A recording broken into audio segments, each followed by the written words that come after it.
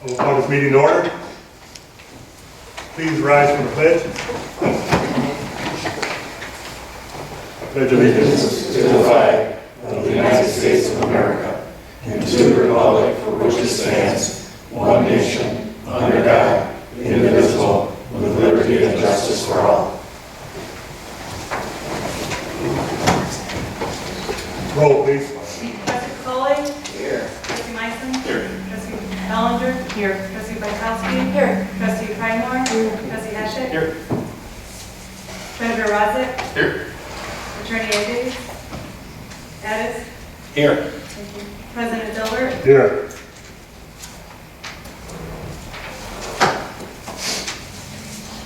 Approval of agenda. I move to approve the agenda as presented. Support. And properly moved and supported that we approve the agenda as presented. Any questions on the motion? All those in favor? Opposed? Motion carried. Public comment on the agenda item.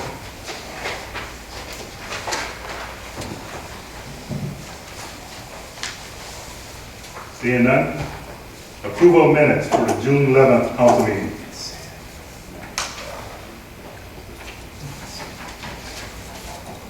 Make a motion to approve the minutes as presented. Second. Been properly moved and supported that we approve the minutes of the June 11th council meeting as presented. Questions on the motion? All those in favor? Aye. Opposed? Motion carried. Consent agenda. Make a motion that we accept the consent agenda as presented. Support. Been moved and supported that we accept the consent agenda as presented. Any questions on the motion? Roll, please. Trustee Meissen? Yes. Trustee Bykowski? Yes. Trustee Bellinger? Yes. Trustee Foley? Yes. Trustee Pridemore? Yes. Trustee Hatchett? Yes. President Dilbert? Yes.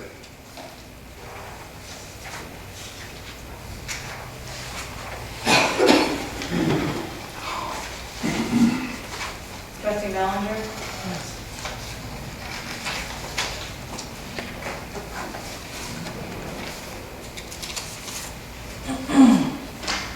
President's items.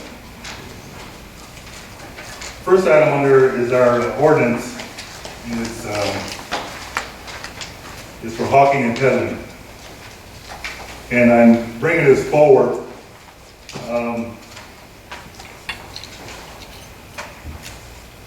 because we've had some issues with peddlers who have not registered the way they're supposed to.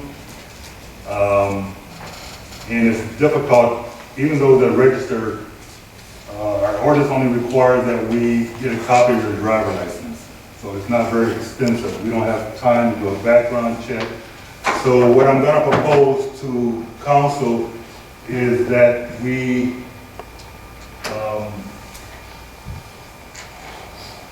do away with this ordinance. Let's just abolish the ordinance and let's prohibit hawking and peddling within the village. Can you do that? Yes, we can. A few communities have done that. If we were to abolish hawking and peddling in the village, what would still be allowed? I mean, I would assume that church, religious organizations. If anyone is offended by someone coming to the door, then they have the responsibility to call the police. Because, I mean, even churches don't register. Right, well, and my understanding, I believe that religious organizations don't fall under the hawking and peddling. There could be some exceptions, Right. some exemptions. Yeah, my understanding was the hawking and, well, maybe I'm thinking of more of just the true, like, solicitation, being that you're trying to sell something. It says Yeah, there's exemptions in the ordinance. Yeah, of persons includes church, religion. for the exemptions. No. So we either Definition. need to repeal it or we need to strengthen it. How many applicants do you do kind of get get on average during the summer? 2 or 3. 2 or 3? 2 or 3 that actually come in and There's way register. more, yeah, going around. That We actually have come in one. and register. We have one on record right now. Yeah. May I ask, was it the business that I had inquired about? No. So either we ask for contact information or just abolish the ordinance? Well, I think we're asking for it already. Technically, they're supposed to come in and register, but they're not doing that. Okay, but is there contact information? Well. So they're not- if we abolish it, we know that anybody that's soliciting or hawking or peddling, they're violating the ordinance. Or So they're, Well, here, I was taught in law school, never volunteer anything, but this is a growing problem. Security being what it is in the United States and every place, perhaps we should take a look at it. The present one is no good. Nobody pays attention to it. Abolishing it won't hurt anything because no one pays attention. Maybe you should look at making one that is workable, which there's no extra money to have my office look into it. I'd be happy to do that. Can we abolish in the interim Sure. and then repropose? just Well, so we no. get perspective? I certainly wouldn't suggest that. Let's keep it in place. You can, but keep it in place, but we can do this by the next meeting. It's become a problem in a number of areas. It's a whole new world out there. What are some examples of items you would include in the ordinance to strengthen it? Well, a couple of things. What are you selling? Okay? Because I don't think the present ordinance calls for that. I mean, exactly what are you selling? What is the company? Are you bonded? You can request a bond. Okay, what, if they're appearing at your house, they knock on the door and break the window. Okay, or, injure something on your property. There's a number of ways you could strengthen the ordinance to bring it up to date. We have a world now where you have cameras and everything else. Are people there trying to figure out where your cameras are to break in? You can time limit the amount of time they can spend on your property. I don't want a guy knocking on my door and walking all around my house looking for me, finding out where the security cameras are. Can we put in there, say, hours of operation? Absolutely. 10 to 2 or 10 to 6? Absolutely. That's in the current. we actually do have that already from 11 a.m. to 7 p.m. 11 to 7? Yeah, 11 to 7, which I believe, the We folks should probably shorten that up. Yeah, I don't like 7 in the fall and the winter because they're in the dark. And it's not like the folks who are coming around, I mean, they're already not registering as it is, so they're not following it, but they're not following the hours either. So. Can we also put down a prohibition of touching either a doorknob or putting your foot in the door, which is what the Bissell guy was doing? A prohibition of any contact with the property or... Yes, you can. And Bissell used to teach that to their employees, get the foot in the door. This guy missed the class. So did the Fuller Brush people. But you gotta be as old as I am to remember. Is it possible to limit access to the house, like main access doors, not backyards and? You can do anything you want within reason. They have a right to go up and, they don't have a right, but you can give them the right to knock on the door and try to sell. Front door. Yeah, the front door. What we don't want is people walking around. I mean, most people and more people have these camera systems. I don't want them checking my camera systems. I don't want them to knock on my front door, I don't answer, so they go around the back. We can prohibit lots of things. Okay. I have a question. So, the reality of it though is these hawkers and peddlers are not, let me go see if they have an ordinance or I need a permit. It's just kind of a free-for-all. So what is the consequence once we either abolish or put all these rules in place? We can make it a civil infraction, we can make it a misdemeanor. Probably a civil infraction, and we have a good enforcement officer. So now's the time to do it. So we'll time out to that. The reason I say that is so that would go through the code enforcement office. That's the way I If it would do was it. civil infraction. Correct. So how, he's not on duty 24/7 driving around. Okay. But as the president said, every citizen has the right to dial the sheriff if they feel in any way threatened. Okay, then it'll go through that route. And they should be encouraged to do that. Yeah, I mean, just with the discussion that we're having, and, you know, I mean, we're all kind of spitballing, you know, at the table here, but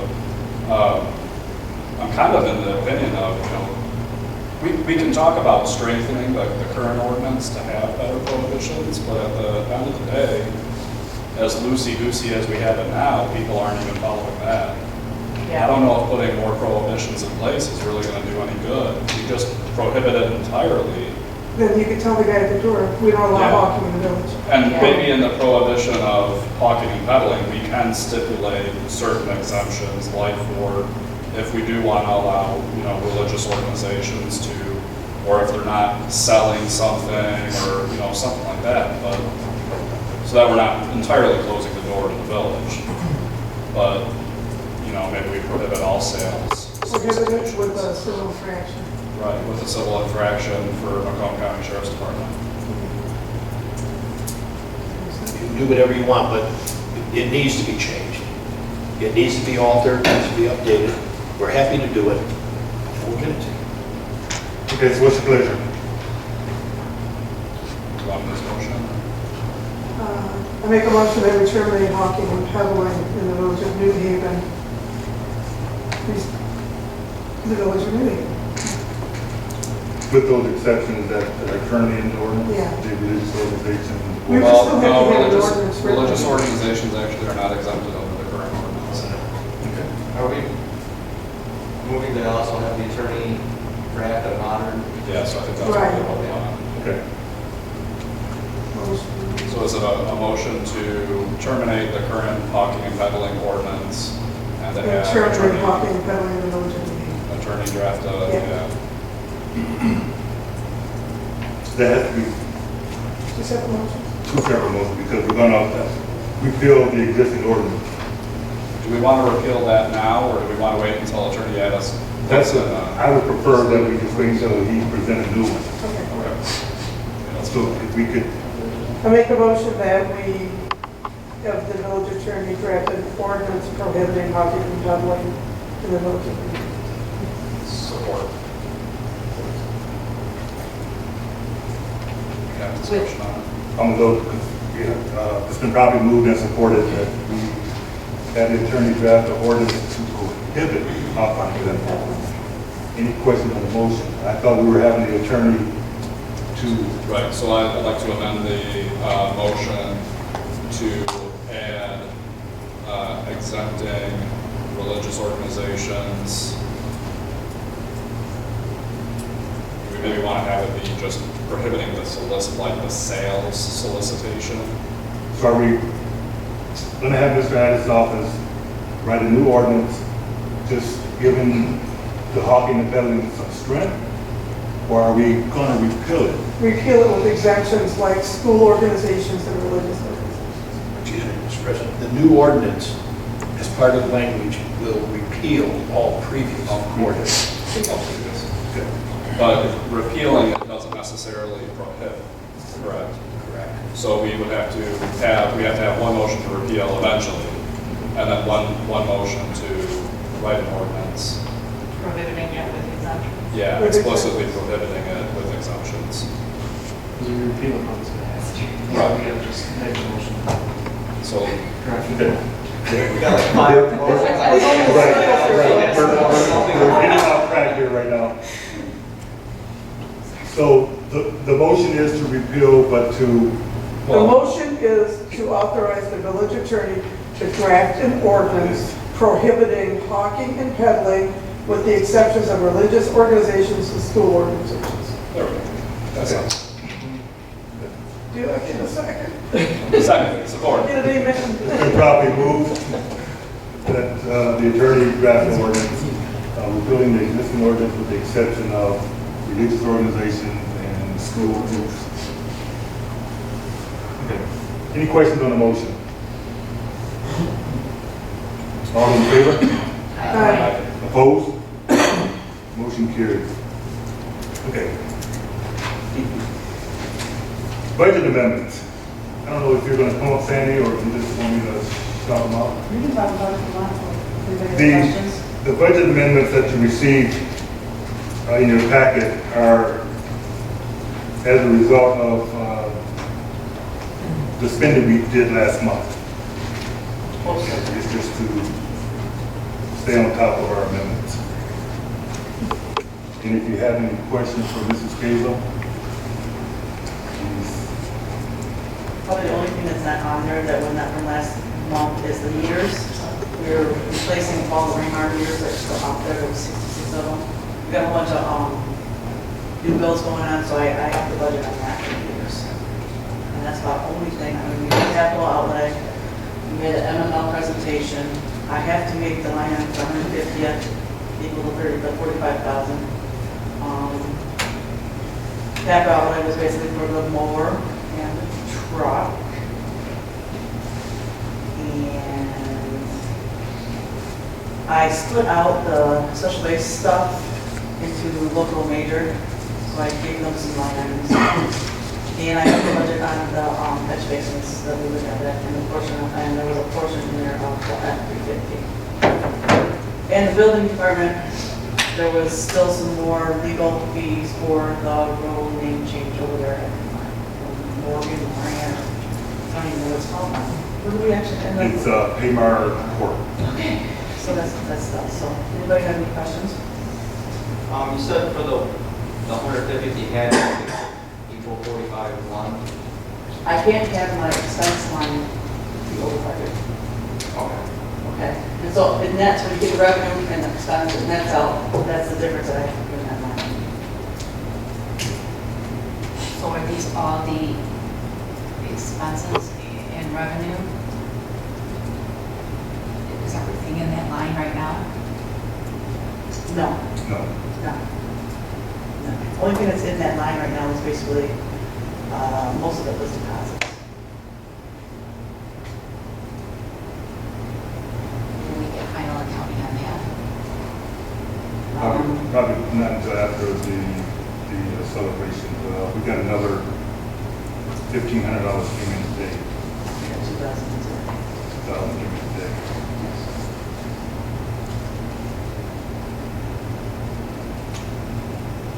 Questions for Sandy?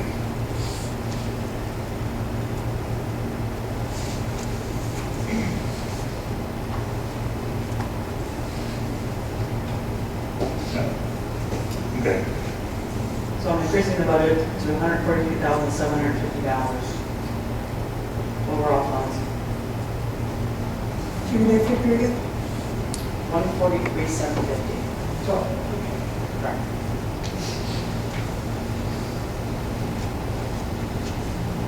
Make a motion that we approve increasing the budget to 143,750 as requested.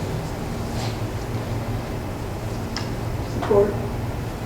Been moved and supported that we increase the budget an additional $143,750. Any questions on the motion? Roll, please.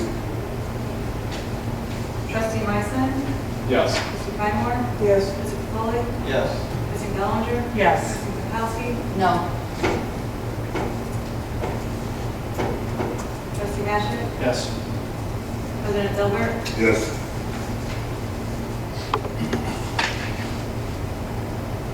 Thank you. Thank you.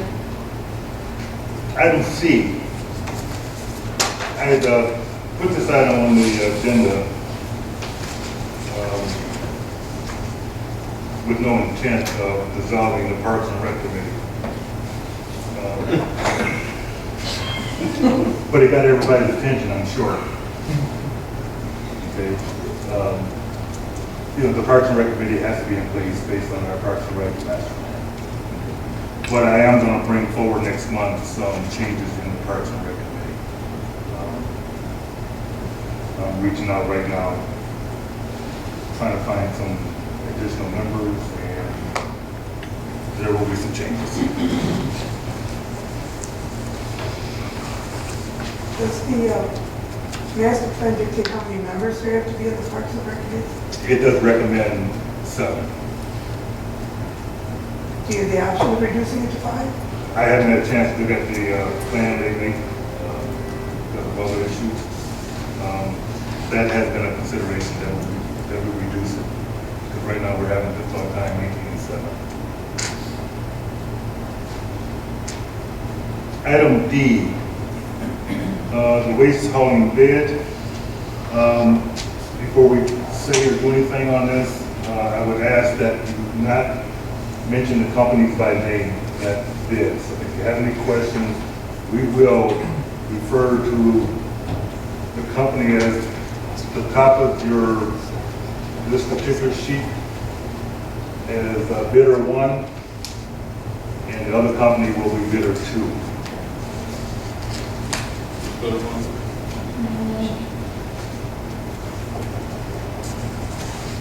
Well, I don't think we have that sheet. You don't have that sheet? No. Okay, then I would still ask that you not, if you have any questions, let's not call them out by name unless you're willing to act on the bid tonight.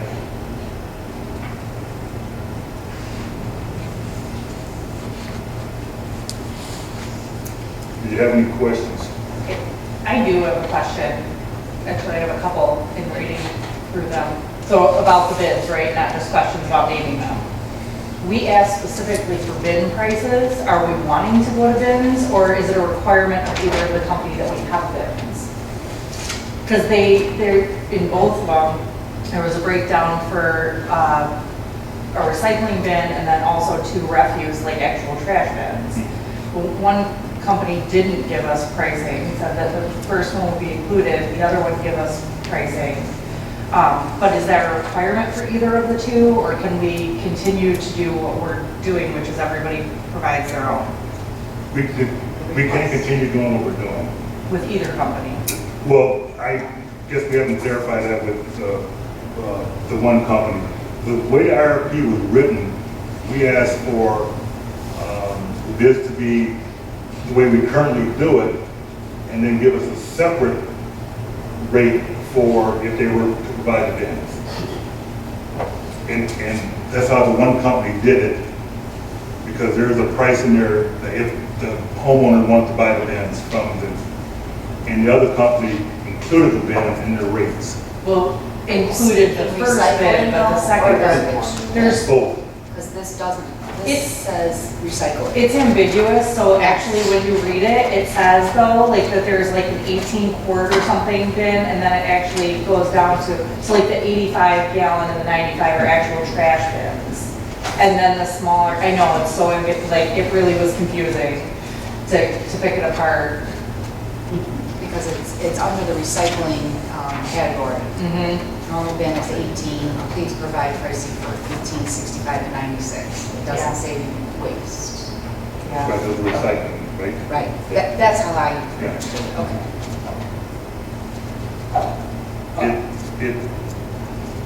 There's some confusion there, and we were trying to take the confusion and break it down into dollars and cents to see which company had the best price. I do have to say, without naming names, one of the bids, which was based off of bin only, and they specifically said that everything must be in the bin, and they wouldn't accept anything outside of the bin. Frankly, that was a huge turnoff to me.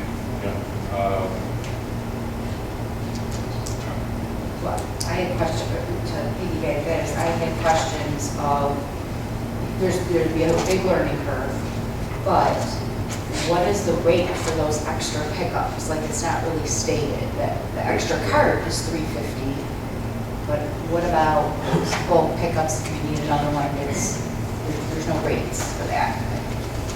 Neither one, I don't think either one gave an extra pickup rate. No. I have questions on the one bid that gave us the pricing with the bins provided, but they didn't mention if the recycling was provided as well. It specifically said that they would provide the 96 gallon, but then mentioned recycling, but never gave any specifics about what type of recycling bin. Yeah, I think the recycling bin is in that. It says it was provided, but it doesn't say, is it the 18 gallon? No, I think it's the 96. 56.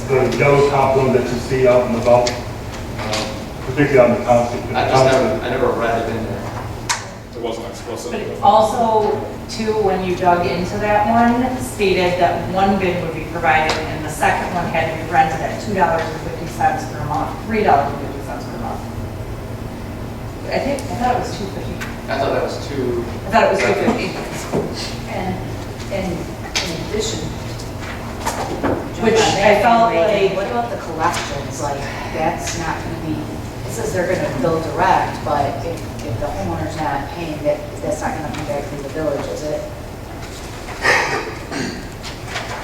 I just think because the two proposals weren't brought back to us with the same, It wasn't the same information, and and it was we hard to can't make a very decide. accurate choice as to which one to go.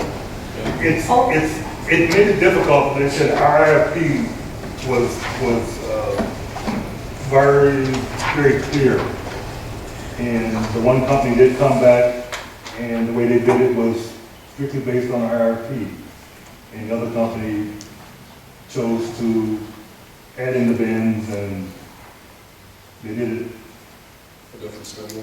Well, and they do address it in their letter to us that says that it's not their business model to do it the way we asked for it, but it frustrated me that when you're looking at the actual pricing breakdown, then suddenly buried in another tab, there's paragraphs that's like, oh, but don't forget about this, Yeah. like additional, which for me, when you're trying to, like, it says, oh, the bins are included in one of the bids, but then it's like bins aren't actually included, it's only including one, and then when you get 15 pages further, it's like, Why don't we do this? surprise. Why don't we do this?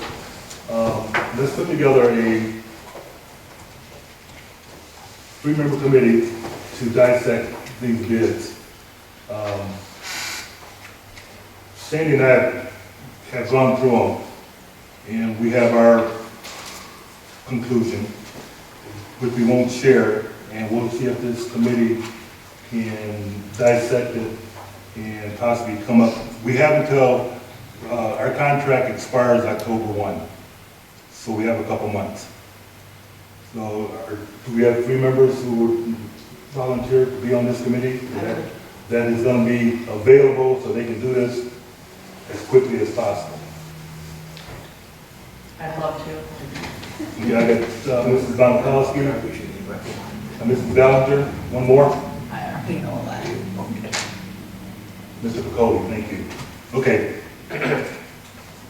You guys coordinate your schedules, and meet here or wherever. And, like I said, there's some information that we may have some additional information, but I think everything that we received in the binders is what you received. I will say, that reading over these, it was really interesting. I mean, from the one that replied with, totally different schedule, says that they don't really like the way that we have ours currently, set up or how we requested it. But, so it made the other one, to me, seem a little bit more, palatable. But I do have to say, on social media, if I ever see somebody complaining about pickup, it's that other company that did meet our RFP. So, I don't know. I mean, of course, people go on social media, you always hear the negatives, you don't hear the people. Do you want to be on the committee? Honestly, I would have volunteered, but I could not take on another thing. My wife will literally kill me. Okay. Recognize. So can we, I don't think we need a motion to that effect, do we? Or should we? Well, you should probably have a motion to set up the committee. Okay. It's an advisory committee. Yep, They can make a recommendation. Okay. Can we get a motion to that effect? I move that we create an advisory committee to discuss the trash hauling RFPs. Support. And probably moved and supported that we create a advisory committee to, the RFP, the trash hauling contracts, and go over the trash hauling contract. Any questions on the motion? I do, what's our time limit for posting our meetings, in case there's changes in schedules? This is an advisory committee. So it's not going to be posted as a public meeting? Okay. We just coordinate our own schedule. Yeah, coordinate on schedules.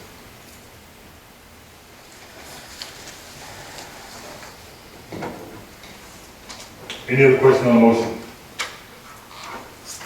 So this won't be subject to open meetings act? Since it's only a three-member, It's it's not, not. remember, I mean, you can meet right here, the doors will be unlocked and Actually, when Ways and Means meets, we have to post, so we are posted 18 hours in advance. ways and means is a sitting, Mr. Okay. Adams. No, this is not a public. Their job is basically clerical. They're going to sift through, try to figure out what every bid says, what it doesn't. It's not really a bid, it's a proposal. That's a big difference. Okay? And see what's going on. Is it always a good practice to give some notice? Yes. Is it necessary? No. But it would be a good practice to give 18 hours, like Ms. Danny.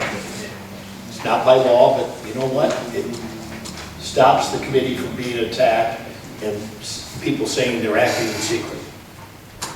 let me know when you guys, let me know, and I'll make sure that it's published. Just for transparency's sake too, I mean, it's the output of this advisory committee is a matrix comparison of the two proposals, or is it providing a recommendation? I mean, Is it, well, maybe a recommendation based off of, I mean, maybe, because I think really, I mean, what makes it really hard is just that we don't have like a matrix that really breaks this down. I've already started a preliminary spreadsheet side by side with comparison. Yeah, We'd like to build off of it, and it shows like one company had a set upfront fee, so I amortized that out by 5 years based on different bin sizes. So we could do like different scenarios. I have to say I ran 4 different scenarios, and in all 4 of them, one company came out less expensive all the way around. Okay. And these are the kind of things that probably need to be done. right. Yeah. Okay. Will this committee have access to sort of a point for clarification questions to the companies, or will it be strictly what's in the binder?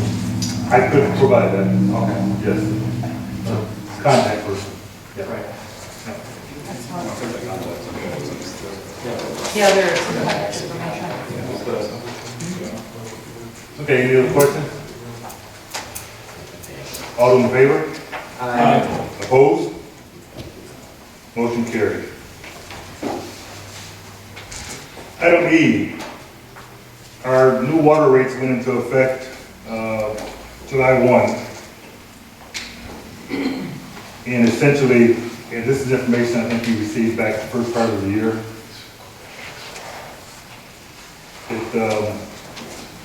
Whereas the Great Lakes Water Authority, they raised our fixed monthly charges, but they reduced our commodity charge, and it kind of balanced itself. By ordinance, we're required in September to do a study of our rates. So with that being said, these are the new rates. The residents will not be affected. We'll continue to charge what we're charging. And we will do that study later on this year to see if there's any changes that we need to make. Will the study that's done later this year also be a study based on, or affect the debts, bonds? Not necessarily, no. No. When does that study occur, just for informational purposes? 'Cause I According think to ordinance, it's September, isn't it? Yeah, it says up in there, we're supposed to come do an analysis and see. I know that we were saying that we have a lot of the new houses coming online, so more people paying in should theoretically lower the. But that's not water and sewer rates. That. Right, Yeah. well, that's what I'm curious about, the water and sewer debt. I mean, I think we're kind of due for doing an analysis of that at some point, right? The debt itself is a separate issue. You know, I mean, these are commodity charges for water and sewer. We're still paying off our that $1 million, what do you call it? The bond. Sewer deficit elimination. The plan. sewer deficit. Okay. So while we know that we're taking in more, particularly with the mobile home parks fully paying, and we've been taking in more. We still have to do that deficit elimination.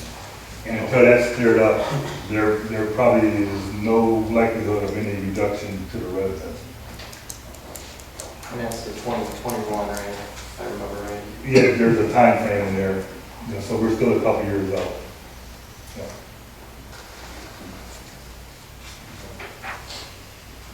Item E.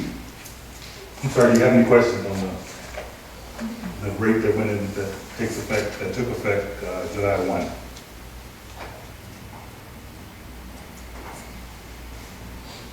Yo-Yo audit. Yo-Yo have been in, come on up. We received our first draft today. They were in last, They were last week of June. 2 weeks ago. They said that the adjustments that were done before were like 30, we're down to 3. I haven't read the report yet, but we didn't have that many material weaknesses and stuff like this, so we're down to the one that's trying to new. I made a rule on something, so that's 2, and there was one more, so I don't know what it was yet, I don't remember what it was, so. Overall, I reviewed it, hopefully everything looks really well, so we did this all on our own, so off we go. They were in for a week. They were in here for a week. For a week, yeah. And we were ready for them, We were ready they were for 'em. coming. We had And everything ready. the information was provided, and they were quite happy with how it all went compared to previous years. You know, it didn't take them 6 months, didn't take them 9 months, didn't take them a year and a half, you know. So this was a nice, smooth, the way it's supposed to be processed. They will be presenting the budget financials off in the office meeting. Yeah. Thank you. Attorney items. Sign ordinance. Are I know that was the topic of the conversation last night. When is the planning gonna be ready to present? It should be done next month. Okay. So, we're hoping that we'll pass it, and then it can get passed along to everybody very quickly overnight, so that the following week. Okay. So should we table the sign ordinance? Yeah, we're just gonna move on. Sidewalk ordinance. You have it in front of you. Yeah. Keep it on. Well, it is in front of you.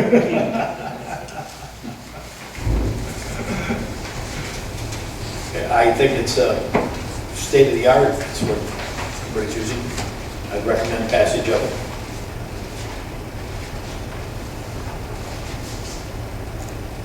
Can you summarize what the changes were, or what we? Well, what we did is we went around, and I can't even take credit for it, Sean did it, before he went on a little bit of leave of absence. And what he did is we brought some things up to date. Sidewalks are pretty solid. There was really nothing wrong. We just updated some of the language in it, some of the common land language and things like that. There was really nothing wrong with the ordinance, it's just updated. Nothing specific, we just made it a little more modern, took out some of the old common law property language and made it understandable. The one shortcoming that the old ordinance did have is that it didn't specifically give us the right to charge the residents. Oh, that's correct. And that's why we held back on approving some sidewalk replacement, because while historically we have, but if someone ever wanted to challenge us, we may not be able to defend It it. is now spelled out, and you have the right to do this, but now it's spelled out. Yeah. Makes it very hard to challenge. I do have a couple of questions just from going through it. Where it says that the village council can spend money basically to improve a property owner's sidewalk. It says it will take a 2/3 vote of council, so it would need 5 votes. Okay, well, that's part of due process, because you are basically imposing a cost on an individual. Okay. And it takes a super majority to do that. You don't want to have, 4 people are mad at their neighbor and they get the votes or whatever. So you make it a little more difficult. It prevents due process attacks. And prevents, and not that this would ever happen here, it prevents or is supposed to prevent petty politics. All right, I like that. Okay. And then, to follow it up, it also says that if it would, before council makes any action against the property owner, it would have to be by resolution then, right? So it would be, Again, due process, a resolution to give them notice that we're about to take action.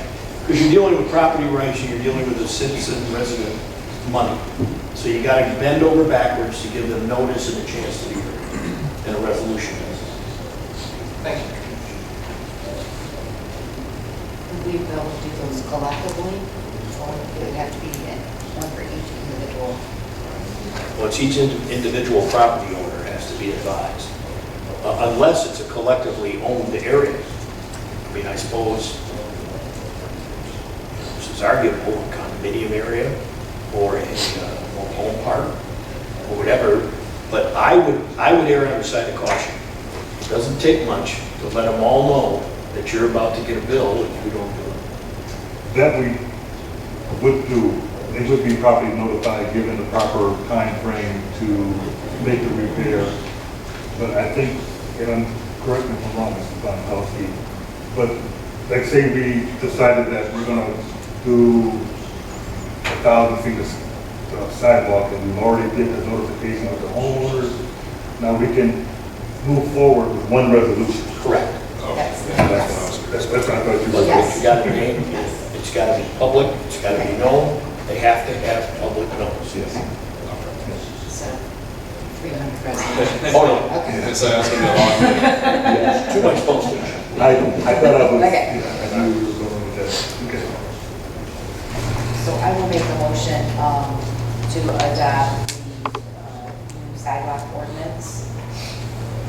Support. Would you put the ordinance number Yeah. Ordinance number, 364? is it 450? No, it's 364. Our copy, the one we got didn't have the ordinance number on it. Ah, okay. 364. Oh, yes, there's one. 364? Yes, 364. Been properly moved and supported that we adopt the new sidewalk ordinance number 364. Quick question. It says permit fees shall be determined by village council. Did we already have fees on record? Yes, and we don't charge permit fees for sidewalk replacement. We've already got something in place, right? That Yes. language is there in case you decide to do something different. Any other questions on the motion? Roll, please. Trustee Burkowski? Yes. Trustee Meissner? Yes. Trustee Foley? Yes. Trustee Bellinger? Yes. Trustee Breimer? Yep. Trustee Heschel? Yes. President Miller? Yes. Motion carried. Chris, I have a question that will attach to that.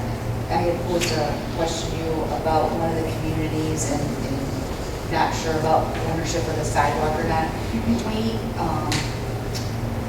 figure that out before we move forward with the sidewalk program? So that's included if it's applicable or not? How should we handle that? That question has been sent, and I gave it to the engineer. The documentation is going to be given to the engineer, because they're going to review the,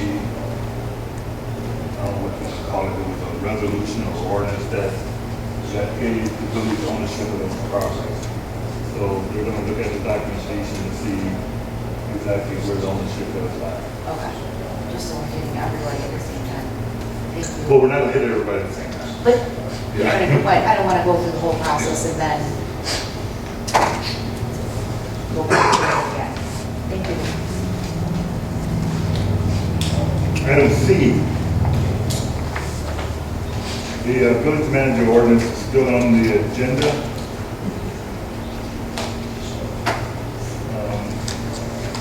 The only communication I've seen is between Mr. Addis and Mr. Pryder. Anybody else reach out with any kind of changes? I do not believe I've heard from anyone. Now, I'm not the world's greatest computer reader, but I check it normally. No, I've not heard from anyone else. And, you know, my opinion is the same. You can put in this ordinance whatever the majority believe should be in it. You can follow any model. I have no horse in the race. I never should have. I like the ordinance that we provided, but you're not going to hurt my feelings if you pick another one. Well, first, let me thank you. I told you several times, I'm not an attorney, you didn't beat me up. Right, I know, I say, no, I didn't. You presented an ordinance that we've seen before, we've looked at, it's a model ordinance, and it's as good as any. I think that the more specific, in this case, an ordinance can be, the better off it is, but that's up to you guys. What do you want, if you want a village manager, what do you want to authorize them to do or not to do is really a majority decision. Will always be a majority decision. Now, the laws that you cited, run past me again. What was you mentioned the plus on that, mentioned the different laws. Here's the plus. The plus is that no matter what new ordinance you write in any area of law, if you cite the basis in the ordinance for why you put the language in, when someone attacks that ordinance, the court has a starting point. Okay? You know, Brown versus Board of Education. Okay? Plessy versus Ferguson. I'm going way back so that I don't offend anybody. Okay? And then they go, okay, so that case, so they basically put in statutory form what the court said in a decision. That gives the court guidance as to why it's there. Now, they may still say we're crazy and we're going to throw it out, but it's a starting point. The more you can do that in an ordinance, especially an ordinance that grants powers, the lesser the chance that you spend great deals of money fighting over why that language is there. Now, the court may disagree, but at least they can go, here's why they put it in. We disagree, we'll throw it out, or it's no good. The benefit is you narrow the focus of a reviewing court. The only thing that I had recommended for changing, thank you again for giving us an opportunity to kind of have some input on this, was that so I quoted the multiple ordinances I reviewed, suggested language from the Michigan Municipal League, from the ICMA, which is the Association of Managers, that's their union or their professional association, and the General Village Law Act. And the language I changed that made the village manager serving at the pleasure of the entire council. So that's one thing that I recommended maybe we could change. And educational requirements, because at that price point we want to ensure that the village gets the most bang for their buck. That's, you know, a lot of money to hire a professional. And then I think that was it. So, and thank you for saying that it wasn't legally deficient. Well, it's not legally deficient. I might say that the Association of Managers has a interest in wanting that educational background. Yeah. But Well, if the board thinks that's a good thing to have, and many boards do, then that language is appropriate. Yeah, I found that in several ordinances that I have reviewed. I don't think that was in the ICMA language. Theirs was like one paragraph. It was very short to the point. The one from the Michigan Municipal League, again, the suggested language, very short, you know, kind of to the point.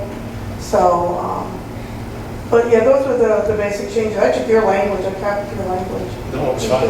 I told you it was fine. Okay. Not the least bit legally deficient. Okay. Gee, I had hopes as an attorney. So, having said that, did anyone have? Really, the second really concern is is the plus 3 years. Yes, we want someone with experience, but I'm wondering if that is limiting our applicants. Brian, when we posted that RFP, did we have a minimal experience on that? I believe we did, yeah. And we got how many applicants? Excuse me. Okay. Fair enough. Yeah. I thought that was in the article.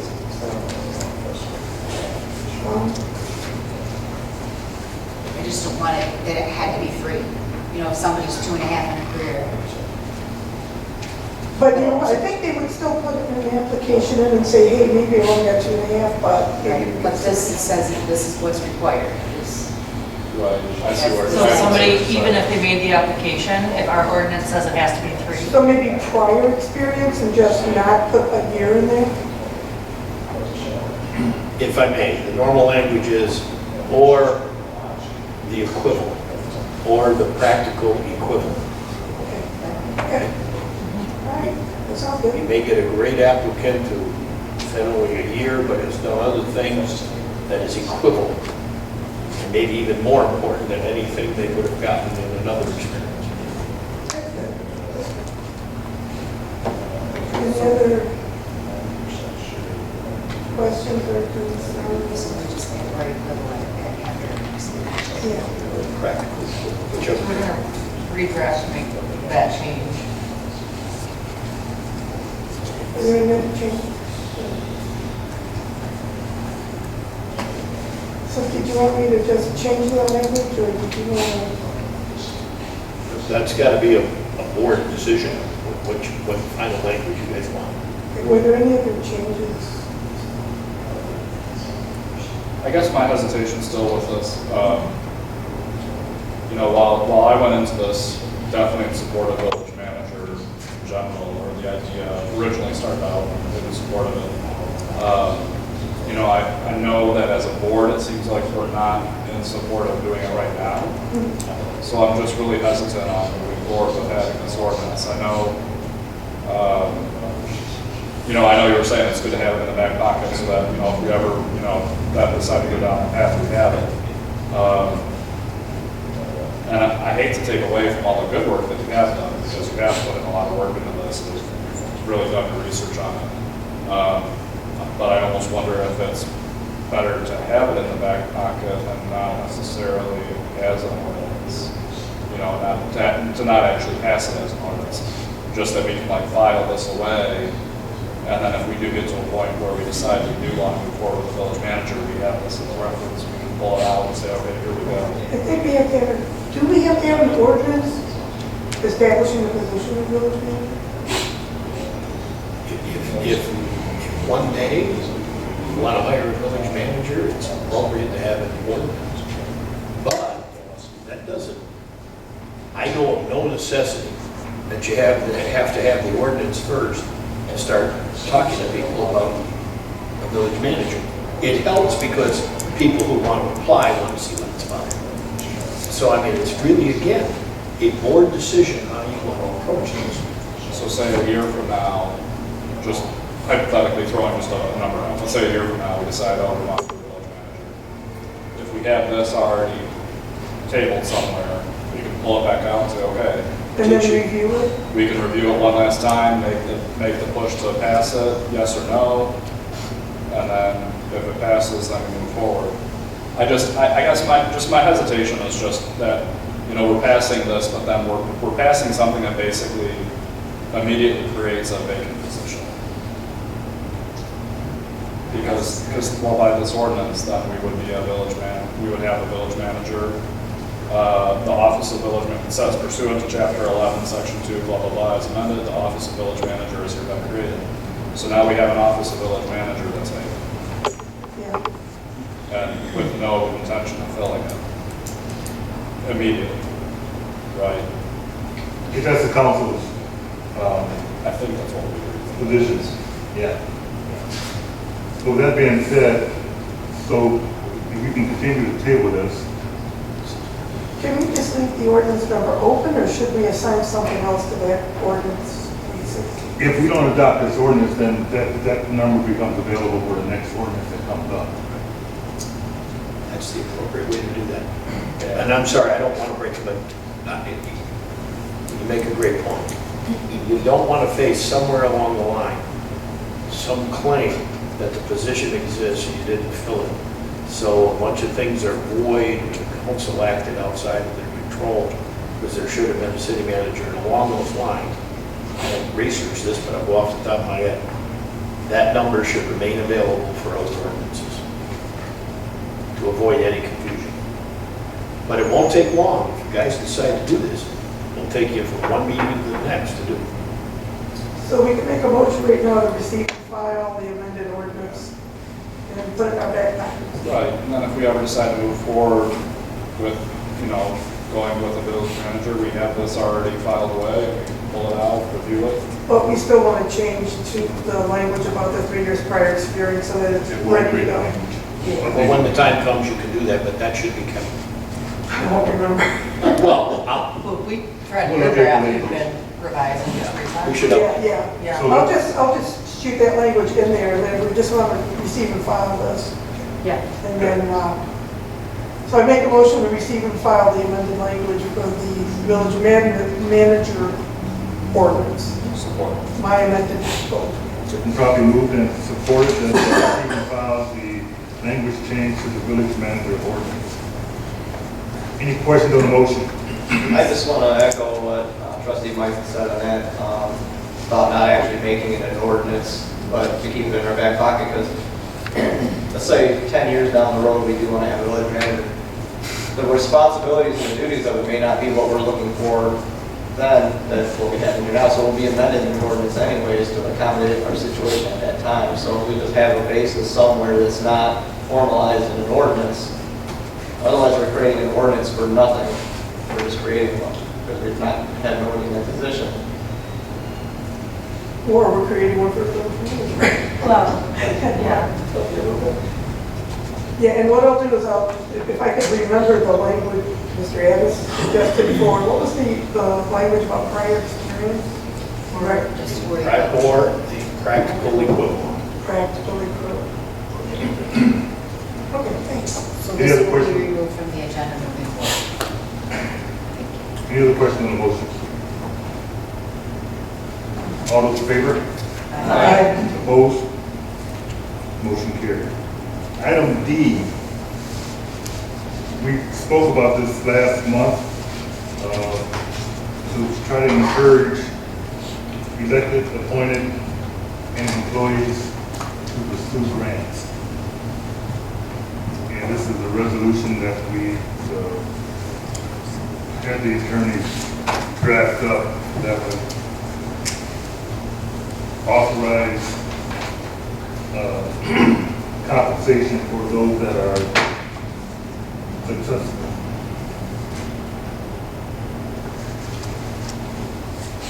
If you have any questions, or if you have any concerns, or whatever. Just a question on it. I believe last meeting, it was mentioned that if any, either resident or citizen came up with one, they would qualify. Because here it just says administrative staff.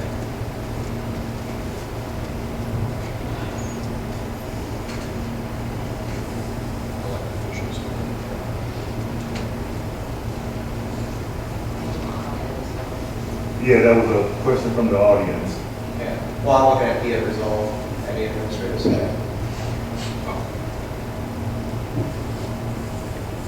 So your question was about the private? I'm just, with what we discussed at last meeting and then what I'm reading here.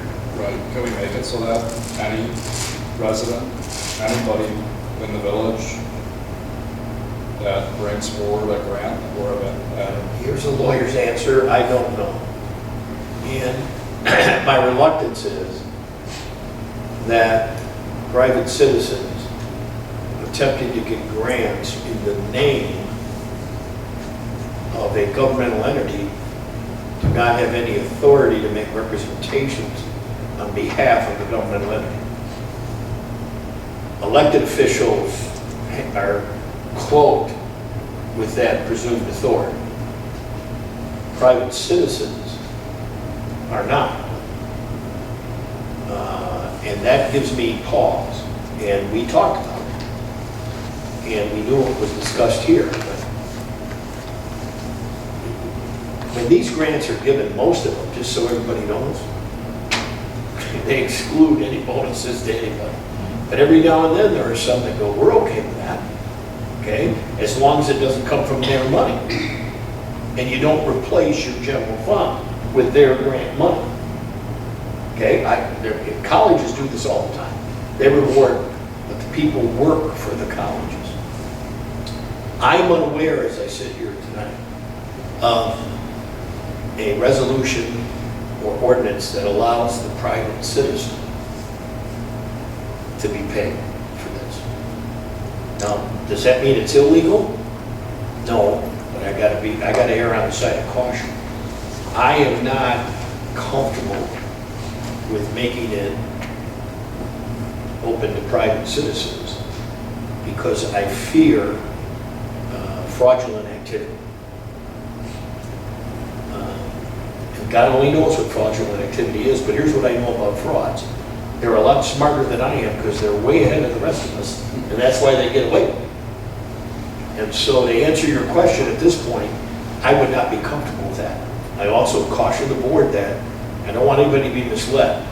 I think people that go do this, you guys don't get paid a lot up here. And you help the citizens get this money to get a little bit back for your time out of the general fund. I think that's a great thing. But understand that that won't happen very often because most of these say no. All right? To put it to the private citizens, I will continue to look at it, and if I can find one that allows that, I'll let you know right away. Right now, I wouldn't do that. I went on the Grant Writers Association website. Across the board, they discourage any entity that applies for grants for promising a percentage of the money to the grant writer. Over 50% of the foundations that actually give money for grants, they find out a person's getting a percentage of it, they kick the application to the curb. And that is in the resolution. Yeah. That if it's not allowed, it's just not allowed. But just the practice of putting it in writing could be a problem. What a couple of different websites recommend is if an entity like the village has a grant writer that earns money from, like they're allocated $1,000 a month, if this was a big, like Sterling Heights or something, you know, they were allocated a pay, and then the grant money was received, but just say you get a percentage of it, it's frowned upon in a lot of different sectors. I wouldn't endorse it. So are they opposed to the percentage or a flat fee? They're opposed to the percentage saying if you get a grant for $5,000, we're going to give you $100.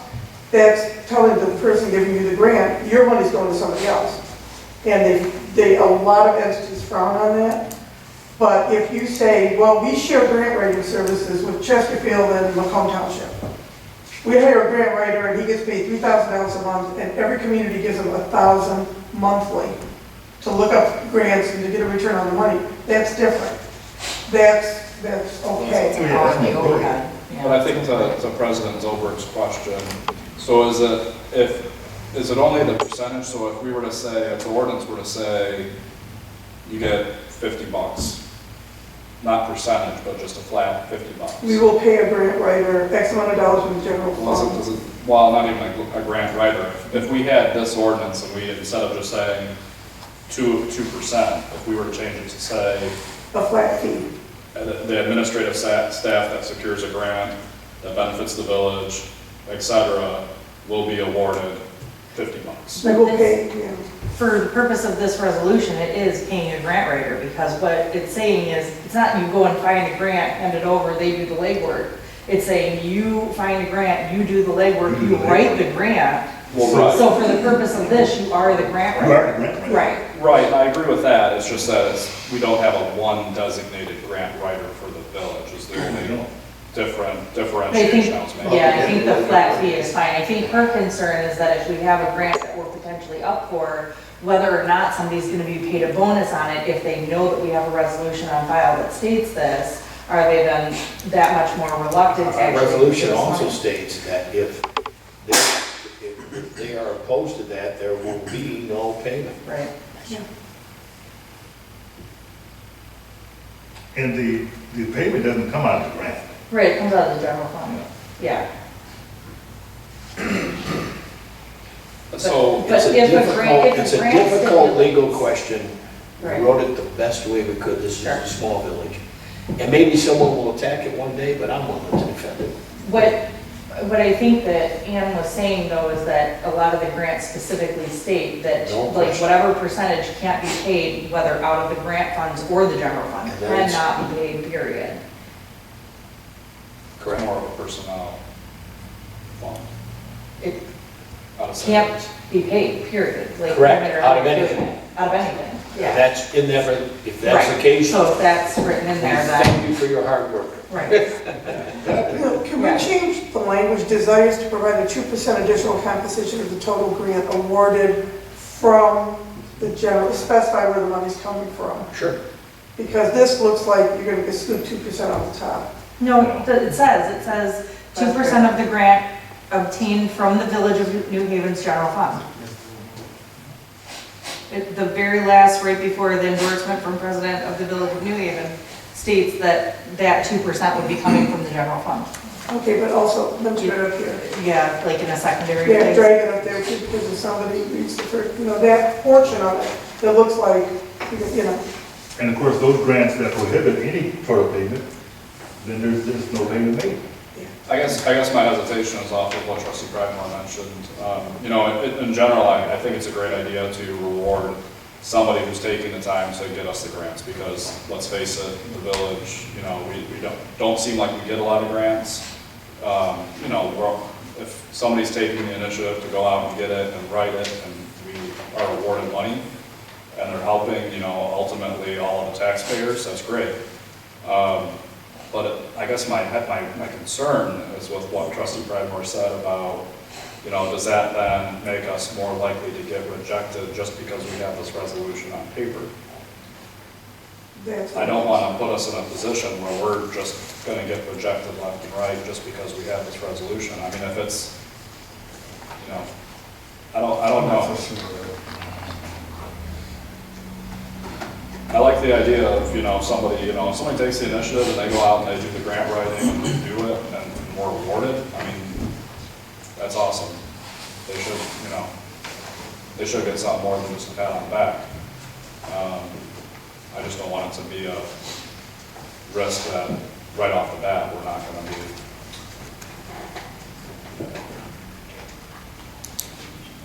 Okay, yeah. Okay. Then let's table this, Ms. Status, and do some additional research on this. do other communities have something like this in place? There are some communities, and I'm not familiar with local ones, but there are communities who have them. I know that colleges, community colleges, well, not all of them, they want to encourage grant money. They want to encourage people. It's a lot of work. It's a pain to do it. And to motivate people to do it seems like a good idea. The worst thing that can happen is if, the language is in there trying to tell the grant writers that if you're opposed to this practice, we're telling you up front, that's okay with us. We won't pay anybody from anyone. So we tried to make it as neutral as possible. Because you're right, there are some that just don't want that practice. Okay. We will do some additional research on this. I do like your comment though about like some sort of coordinated multi-municipal grant writing. Yeah, a lot of smaller communities do grants, they share grant writer. I know one nearby paid about $45,000 and got nothing.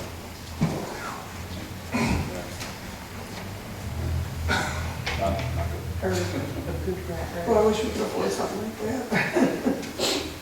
Matter of fact, that grant writer is currently no longer employed. That not,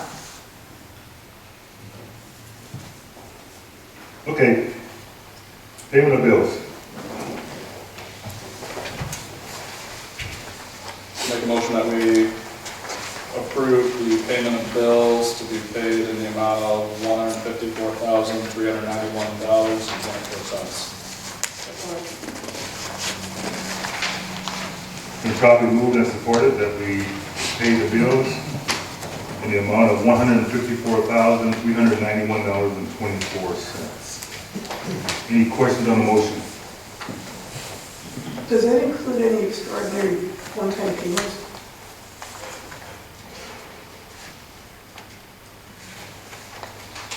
One-time payments? like Yeah, it the, seems like a little- lawnmower and, Yeah, it seems a wee bit, It could have been in the lawnmower truck. Would the lawnmower truck be in that? and the 150th. I sent that all out to everybody, Yeah. what was included in there. okay. There was a lot of spending last month. Yeah, Yeah. I think there was a comment made that it was, Yeah, you guys are quite generous last month.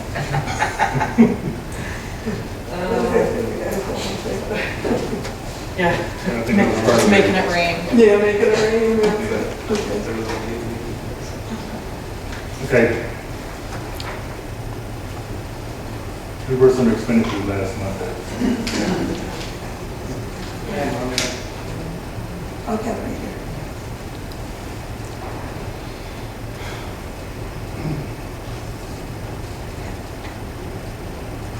One thing out of the ordinary was the Benson that we approved back in January for bonds, stuff that we had report to Emma.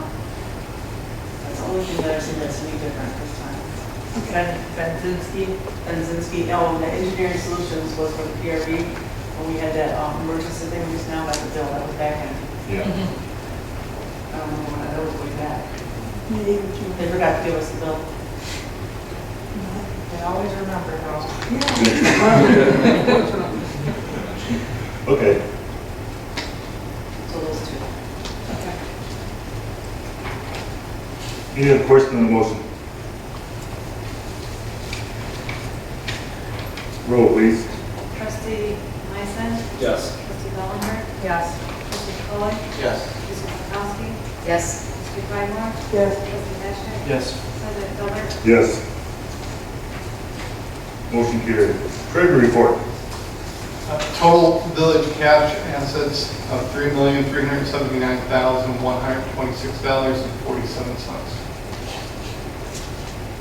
I move that we receive and file the treasurer's report as presented. Support. Been moved and supported. And we receive and file the treasury report. Any questions on the motion? All those in favor? Aye. Opposed? The clerk's item. Agenda item must be received by August 3rd.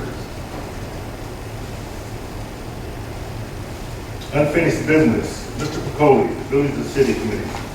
So we met last month and we decided to start having a discussion with other communities that have recently gone from a village to a city. We formulated a baseline set of questions to ask them. We wanted to do a conversation, an ongoing conversation, not just a straight interview where we just pepper them with questions, but asking them certain things, something, along the lines of, are you better off being a city than you were as a village? Did you qualify for, did you feel that you qualified for more grants as a city than you did as a village? Would you do it all over again? Just kind of getting a feel if it was a positive thing to become a city as opposed to a village. So we're going to have that conversation all this month. We meet again on August 7th at 7 p.m. here, and we'll go over what we found in those conversations. What time, August? What's that? 7 p.m. 7 p.m.? 7 p.m. August 7th, it's a Wednesday. 7 p.m. 7 p.m.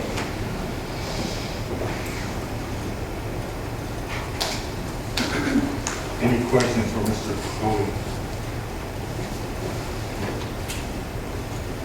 Mr. Mason. 150th celebration is progressing quite well.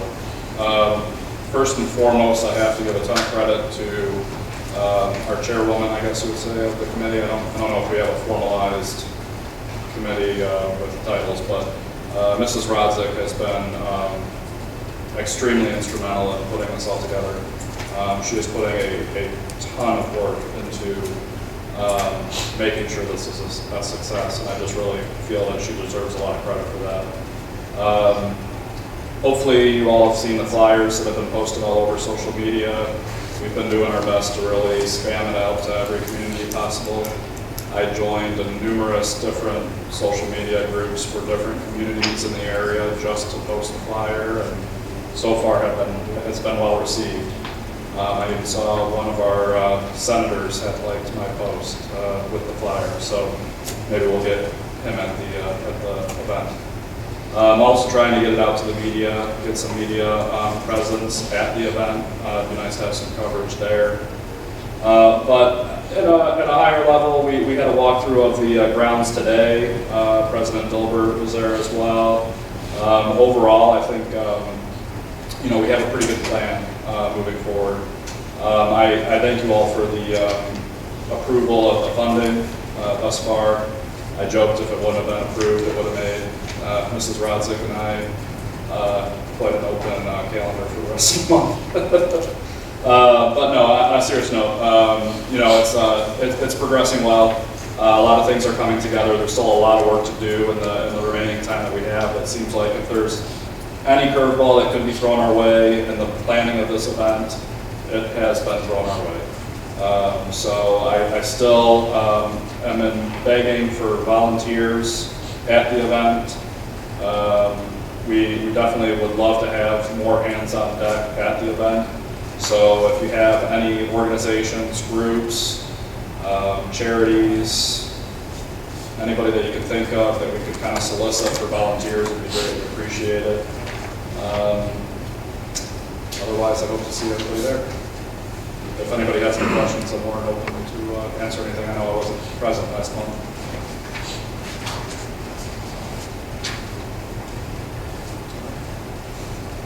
Thank you. Item C, Fire Department millage 30-day analysis. I'm not sure. I think it was a request from a couple of trustees for some information. I know we received the presentation.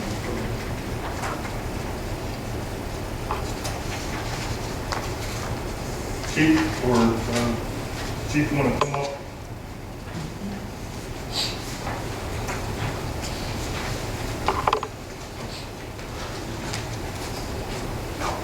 Good evening. Did everybody receive the? I did, thank you. I do have more questions. Do you want me to start thank you.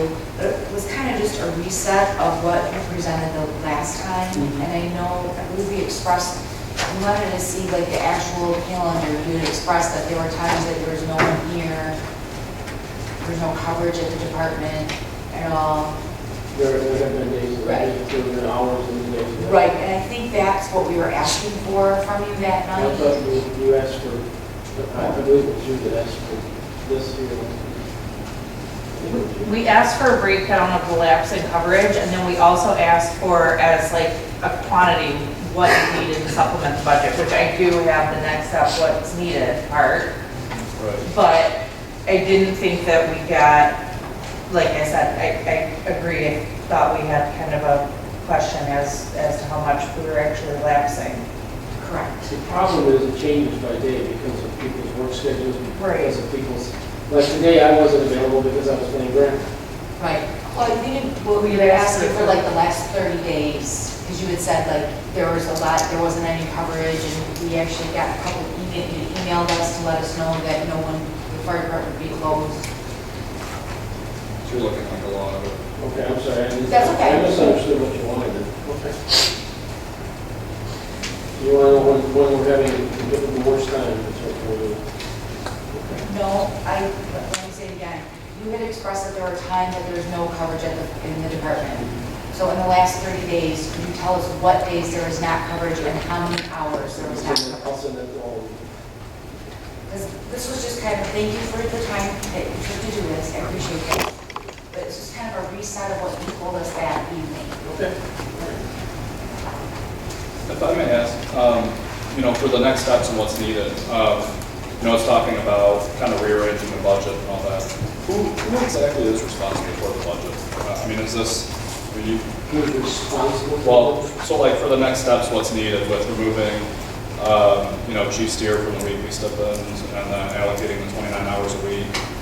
Is that something that's council needs to approve for that to happen, or is that, That I don't know. like, Their budget, which is the firemen's, basically. Okay. And for the most part, they're responsible for that. Now, outside what is provided by the village, then we have to come to council. right. So, I guess where I'm, and I apologize, maybe this was discussed last month and I wasn't here for that, but, it talks about, allocating the 29 hours to Assistant Chief Steer. So, what needs to happen for that to happen? Is it that you need something from council to approve, like the hours to be rearranged so that Assistant Chief Steer? I don't know. I know what we need. I don't know who has the authority to approve it. Does the president have it? Does it take everyone in the council? I don't know. Because I presented what we need. I presented what will help us in the problems that we have.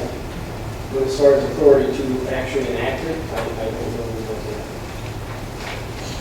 I would assume the president and the council. Personally, I'm just speaking for myself here. I think that when it comes to our village, you guys are one of the best assets that we have. And, we hear the sirens going day and night. You guys are always on the scene so quickly.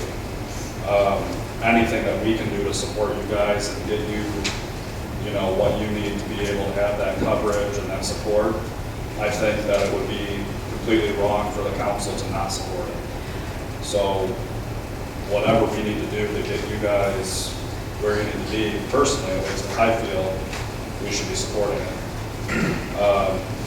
And at the end of the day, we're talking about coverage and the safety of our residents. To me, that should be like a no-brainer. Just do what we got to do.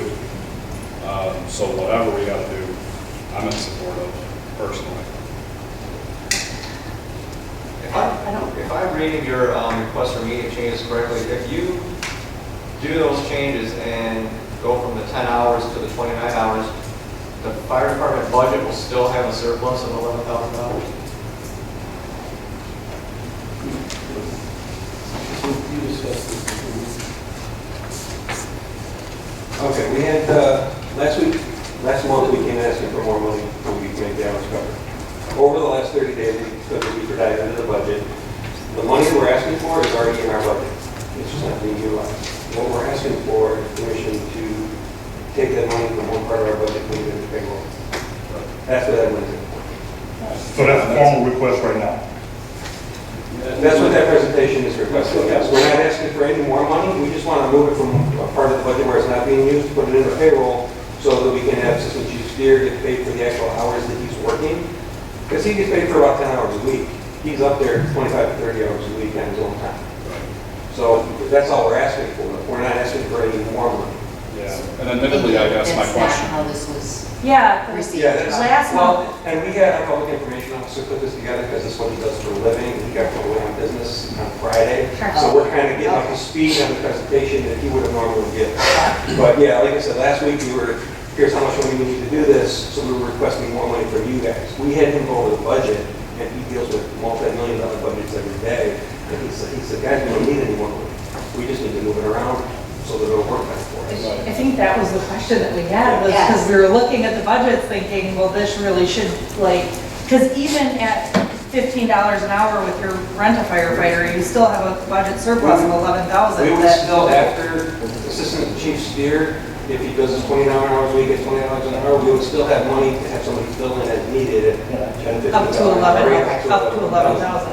Yes, but just having him there 29 hours a week is going to cover the most majority of what we need. And that's why I was asking about managing the budget. I mean, in my opinion, I mean, if it's your guys' funds, if it's in one fund and it just needs to be moved to another, but it's all covered by the millage, I have two that should be your guys' And what has responsibility. been explained to me over the years, and I don't get into the budget all the time, I'm the captain of the fire department, so I'm third in command. We get a budget given to us at the beginning of our fiscal year, and it's got all our line items with the amount of money what we want to do is, at the beginning of that year, have one of our people work with the accountant and figure out what's best on each one of those line items, instead of just saying, here's your budget, here's what you have to do with the money. That would be down the road, but for right now, like I said, we found that money, all we want to do is use the money that we already have. One of the pages in there, you talk about the 3 mills. It's a 10-year, shows what our budget's been. It's been 3 mills for as long as I've been on the department, which has been 12 years. And you can see 10 years ago, it was at close to $400,000. 3 mills is still 3 mills, but it's less money now because of the tax situation. 2008 to 10, everybody's property taxes took a nosedive. By the law, taxes can go down as fast as they want to, but you can only raise them so much every year. 5%. So, next year our 3 mills will be a little more because there's a ton of houses being built, but you can only go up that 5% every year. So really what we're asking right now is just to have a little bit more freedom to allocate our funds within our budget where it needs to be spent. And that will solve the problem we have right now, which is making money. And that's, Do they need our permission to do this? Correct. There is no budget. They're going to their own budget. Okay, perfect. Let me say this, so I can clarify for everyone. It's always been my opinion that the fire department budget is the fire department budget. And while there are line items, I don't think there's been any opposition as to moving money from one line item to the other. As long as the bottom line is the bottom line. I, for one, and this is going to sound cruel, but I, for one, have known that they could support what they wanted to do for about 6 months. And I've been waiting for you guys to stand here and tell me that you found it. Well, we found the guy that could do it, so that was a big help. I've known the money was there. And that's been one of my challenges. So, and that's why we put their guy in the job that could do it. And the main reason we're here is because we don't know if we're allowed to move it around. We want to make sure we're doing everything by the book. You are allowed to move it. Okay. We have that authority. You have that authority. And as far as I'm not an accountant. Neither are you. I'm not an accountant either. I just operate on. now, as far as making the payments to Assistant Chief Steer, if you're just getting paid for the hours that he's actually working as opposed to his mandatory 10 hours a week for his stipend, I'm pretty sure you guys have to approve that.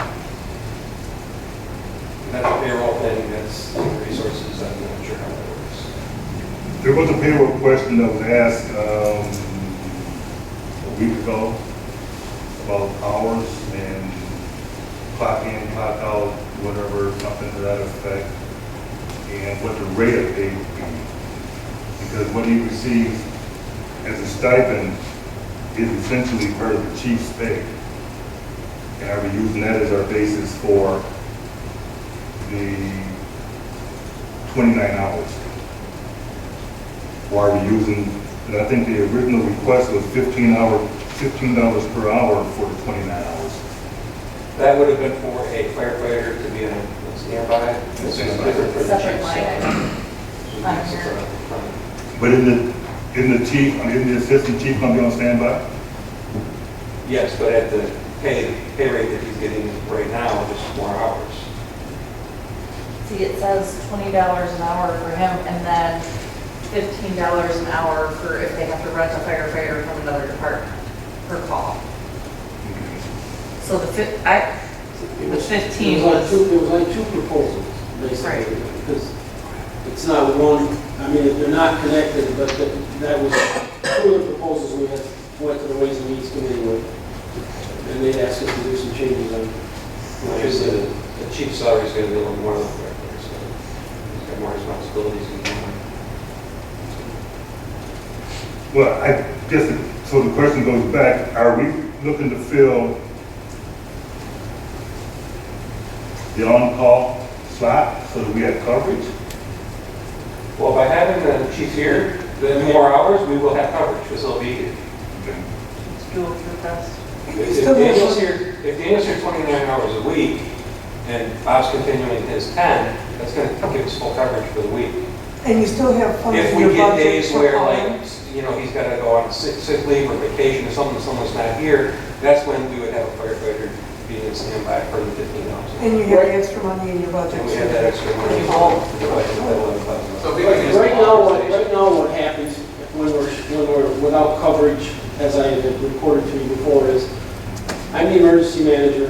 I have the chief, I have to go to meetings for that, I have to go to the chief's meeting, I have to, you know, he has to work an outside job in order, because he doesn't make any money here. And I don't mean that bad, don't misunderstand what I'm saying. But, so there are days, because we have people that work for ambulance services, we have people that one is a police officer, one's different days. Some days we have people, some days we don't have people. Some days I can't go to meetings that I'm supposed to go to, because if I go, there's nobody in town. That's what the original message that I sent to all of you was all about to begin with. And I will try to get that, the actual days and hours and so on and so on. And this, putting him on 29 hours will help to, I don't want to say eliminate, because it's not going to eliminate the problem. The problem exists all over the place. Is going to make a big difference as far as that way we'll always have coverage. So, if I may interrupt you, Yes, sir. You're in charge. I'm not in charge, I'm just chairing this meeting. Yes, you are. Please give us a very specific request. A specific request. Yes. I want Daniel to work 29 hours a week. I want him here for the days that I have to be gone. We'll schedule him to make sure that there's always somebody here to answer any calls that we have. Also, we had planned if we have somebody here on a more regular basis. I'm here all the time. I'm in and out all the time. And I work for part-time pay because that's my choice. I'm not complaining. I do it willingly, just like you do. Okay? You do a lot of things for Don't free. remind me. Yeah, because you do a lot of things for free, all of you do, and so do we. And we're not complaining about that. What we're complaining about is we're afraid we're going to start missing calls, because that has happened in the past, way back when. We haven't done it for years, and we don't want that to happen. So- if you call for a service, I don't care if it's a stub toe, or you need somebody to put out your grass fire. So the request is 29 hours for the assistant chief. That's correct. 29 hours, that's 20 hours. And then is there also the subsequent request of the 29-hour, any remaining calls outside of the 29 hours of the 15? But we don't. Well, We don't have to deal with that because That's- that's on the that's budget. Yeah. The only thing we have to deal with is the personnel issue. I make a motion that we authorize the 29 hours for Assistant Chief Steer at the rate of $20. It doesn't need to be a motion. Oh, all right. They have it in their budget. And that's what I was going to ask. I said, if we just give them the opportunity to structure the budget the way they want, Right. It's their budget. It's your budget. to go ahead and give you the authorization to do so. And because if it's a budget issue that's causing all the problems, we'll just, So I guess all we're asking then, can we move forward with this, with the money that we have? Yes. It's up to you. Your budget. I don't think we need that report anymore. Does everyone agree with No, that? I the agree, only- we don't need any The more. only time, since you manage your own budget, Yes. you do what you want. The only time, it's your budget, allocate your funds, but the only time you would come up, I think, in front of us As if you need. is if it exceeds your budget and you need Yeah. additional Then we would manpower. have to come to you. Then you come back to us, but right now, So the next step, Assistant Chief Steer needs to talk with the resources to figure out how he's going to do that, how he's going to do the payroll as far as hourly, you got to figure out. Right. Or is that already set? So we should, What they can, They'll take that, right? what they can internally. Yeah, all right, we're good. I assume you and I and Sandy and Kim would sit down and make our plan. If nobody has any objection to that. Let's take this for instance. Well, first, I have to thank them for paying attention. And Thank you then, for the support more than anything else. you're welcome, thank you. I'll still get you some time, so. I'll Okay. still get you some time, the days were. No. Read your book instead. When you exceed your budget, then come back to us with the times. Yeah. You got enough to do. We're gonna try not to do that. We're gonna try real hard not to do that. Thank you very much. Thank you. But can we agree as a group that moving forward, that we're not gonna look at flat percent down for 6 months? We're gonna- I agree what he's saying, they're not accountants. And I'm not in the wrong either. Right. But I look at a budget, I understand that, but, and the budget is their budget. right, I get it. It's always been their responsibility to manage it. Right. But it's not good PR for the village. It may not be good PR, but it was a necessary evil that I had to. And trust me, we've had some heated discussions, And I'm sure you have it, maybe, and I still support them. I know, I'm just saying, I just feel it was good public relations for the village. I'm When not- we came last month and said, our fire department was closed because we didn't have the proper coverage. The community didn't appreciate those comments, so. They may not appreciate it, and I know exactly what's going on, so I won't get into detail. Okay, perfect, thank you. Planning commission update. And remember, Chris, we only know what was on it at the table, so maybe. I respect that you maybe have a little bit more information than we do, if there are things going on behind the scenes, but right now, we only know what we're being told. I'm moving on to planning commission update. Thank you. I think I covered it earlier. We have the PUD all set, we'll be getting that soon for review, and as soon as that temporary sign ordinance is tidied up, I'm happy to have it to approve next month. Thank you. Thank you. Parks and Rec. Parks and Rec, we barely met. There was confusion and kind of piggybacking on what President Silver said about switching things up a little bit. You can see why. Anyway, we did meet. There was 4 of us, so we did have a quorum. We're doing movies in the park, tentatively August 23rd. We're going to have bounce houses, oversized games for the older kids, movies, popcorn, other snacks, drinks, a whole bunch of different things. We're just putting together the movie we're going to show. It'll be something family oriented, something that kids want to see, something recent. Sandy? I'm sorry, but have you scheduled that with our calendar? Not yet. Please do. Okay, Okay. it's pretty full. August 23rd. We were waiting for, I think, something with the Which actual part were you company gonna putting it use? on. Which part were you gonna use? Haven Ridge. Okay. Lot of. Is that a Friday or Saturday? It's a Friday. Friday, because the 24th, the park is booked. That is the, Community yeah, we day. knew about that. Okay. Yeah. Okay, Yeah. sorry for the. No, that's okay. And we were also thinking of either putting another one on in July because of the whole thing with the stage. So there's some tentative dates there. We have pricing from the company that puts it all on. I've called the bounce house. I've got a popcorn machine. We're just trying to make sure everything fits with that date, which we think it does. And then we had some questions, some things that picking the movie and then the company putting it on, there were some things we're waiting on too. So we should have that locked down on Tuesday. I know as of today, there's a couple people that were doing on Friday, Saturday. Okay, we'll lock that down. We'll lock it down Tuesday. Slow rolls, we've had 2 of them. They went really well. They meet at Haven Ridge, 8 o'clock. We've got one more coming up on July 24th. And then we were talking very briefly, and nothing happened with it because again, we had a very small meeting on last Tuesday, putting together some summer workshops for kids at the parks, at the village here, some things like that. And that's really about it. Sandy, there was an insurance thing I have to ask you about. Can I give you after the meeting? The slow rolls have been really, I participated in the last one. It was 32 bikes. Yeah, it was hot, but fun. Okay, call from the floor.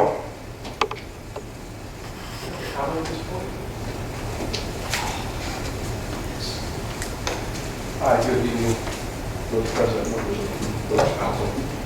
My name is Brian Conway, I'm the Waste Management Initiative. Excuse me. I came here tonight, so I saw that item on the agenda regarding the discussion. And I wanted to ask and say to each of you, please retain Waste Management as your current provider. Our rate is about 18 cents typical. We're charging today. There are cards provided on proposal. Since you have established an advisory committee, I ask you to invite the companies in to talk about the proposals, any questions that you have with us. I believe we provide a great service here in the village. I know that Rob Adams, who's the route manager, has been very responsive if we have service issues, regardless of what they are. I think he's been very responsive for that. I believe we've proven ourselves, and I believe that, and know that we're not the cheapest rate, but I believe we have the best service. We ask you to consider that. Thank you very much. Thank you. Call from the floor. Call from the table. I have a few items. Some of them were residents' concerns that were raised to me. One of them, just on a personal note. Unfortunately, Marcus, I know is not here today. It's A, happy birthday to him. B, I know he's at the soccer game right now with his little ones, I believe, to come here. So I wanted to thank DPW though. I know in recent, the past month, there's been an increased usage of the street sweeper. I cannot say enough how much I think the residents appreciate seeing the street sweeper coming through, especially in the subdivisions with construction. We've had it in Decorah Park. They've come through a few times because frankly, the street sweeper that Lombardo uses is completely subpar and a waste of time and money. So having DPW coming through and sweeping has been greatly appreciated. So that said, the other concerns I had from some residents, I was recently asked for residents that are on the other side of the railroad tracks when there's inclement weather. Currently, the take shelter location is the high school. If they're west of the tracks, where would their inclement weather shelter be? I don't know if we wanted to designate somewhere, or if that's something that is open for discussion. Maybe we could like use the community center or something. Currently, the high school is the shelter, but you know, to get any other building, Yeah. and you contact the school as far as say the administration building. Does it specifically have to be the school that designates? No, it doesn't. The community center, because of the number of windows in there, you really can't, can't hide. From our standpoint, the reason the high school is a shelter is mostly for the manufactured home communities, okay?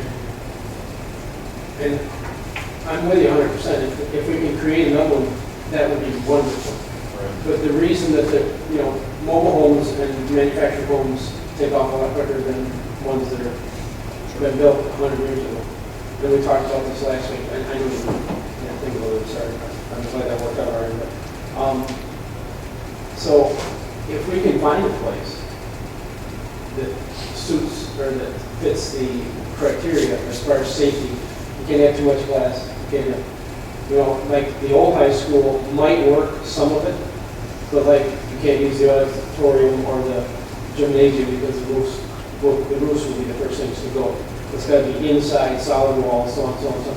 So I don't know if the school will allow us to do that. I don't know. And we could look into that. We could ask if there's something that we can do over there for the people. I've never had anybody approach me and say that they needed a place on that site. Sure.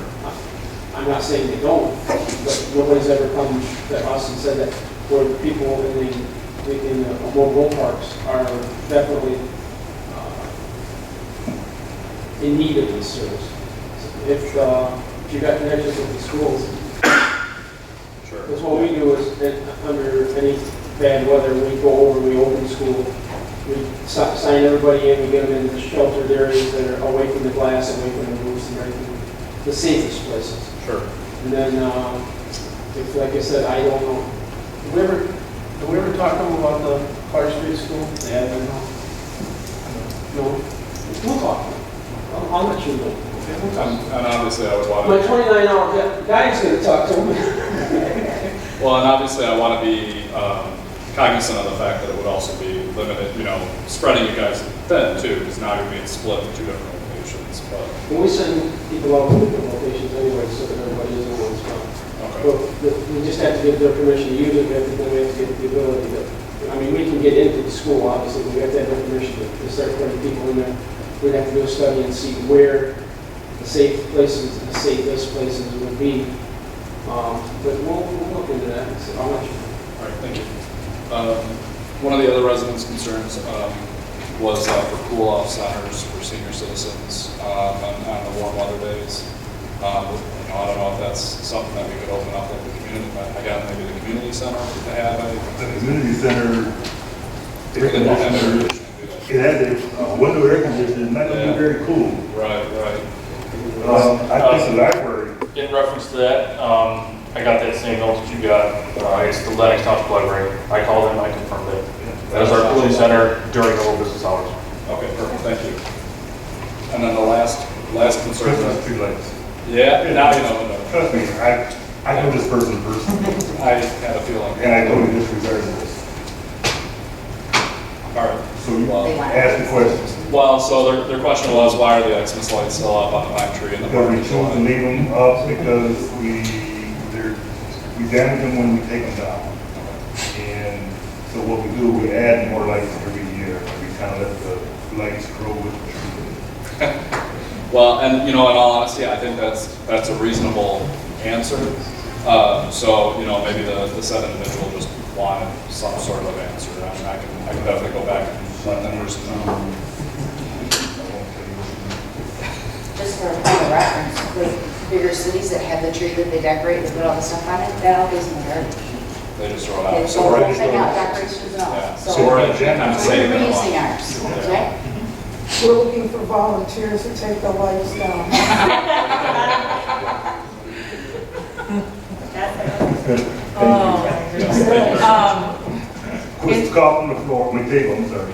In the keeping with just residents' concerns, there was also some concern, and I think that it was echoed by Dan about the 47 acres and the residents, though it did what actually was mowed the day they started complaining about it. The residents asking for a set time frame as to when it's going to be mowed and how far back they're going to mow it. They're gonna mow what you're currently mowing, which is about 20 or 30 feet. I think it's 20. Okay. And it's as needed. As needed. Yeah. Like I said, the same day that the complaints started rolling in, the mowers were. Yeah, I took a ride up there personally, and I saw that it hadn't been mowed. Yeah. And whoever was doing the parking, they were just keeping their little patch mowed out. And I handled it. And it was probably mowed within an hour. It was mowed when I was on the phone with her. She said, I'm looking out my window right now, and the mowers are out there, so, yeah.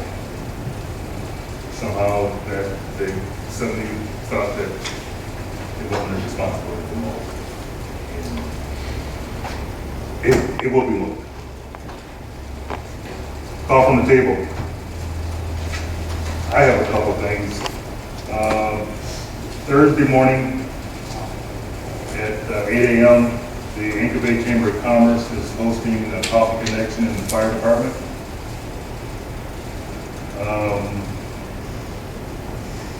On July 25th, you had this in front of you, the Macomb County Clerk's office is going to be setting up their mobile office right here at Village Hall.